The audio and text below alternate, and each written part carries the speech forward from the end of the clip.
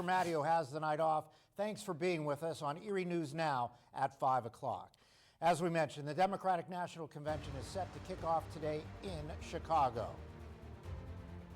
And tonight, President Joe Biden will take the stage trying to rally support for Vice President Kamala Harris. Our Washington, D.C. correspondents Rachel Knapp and Brendan Scanlon are in the Windy City covering the event. Rachel and Brendan, it's day one there. So far, how is the process going?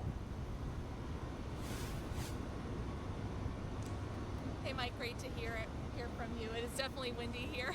The wind's been blowing all day, but it has been a jam-packed day, and it's going to be a jam-packed week. And just as we saw from the Republican National Convention just a couple of weeks ago, security has been tight. Took us a hot minute just to get into the premises, but we are really expecting a lot to happen here. I know we've already kicked off just day one early this morning, speaking with some people from Pennsylvania.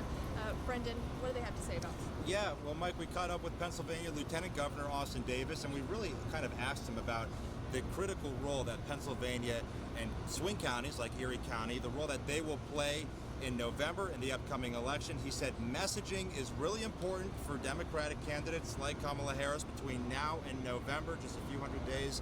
Here's what Austin Davis had to say when we caught up with him earlier this morning. We recognize that elections, particularly presidential elections in Pennsylvania, are close. The last presidential election was decided by less than a percentage point. And I suspect this race will be equally as close. And so the resources that we spend on the ground, the time that candidates spend campaigning across the Commonwealth is very important. Pennsylvania, in a lot of ways, I think, is representative of America. We know that you win Pennsylvania by showing up in every community, by listening, by respecting voters, and by putting forward a vision that helps address the issues for them and their families.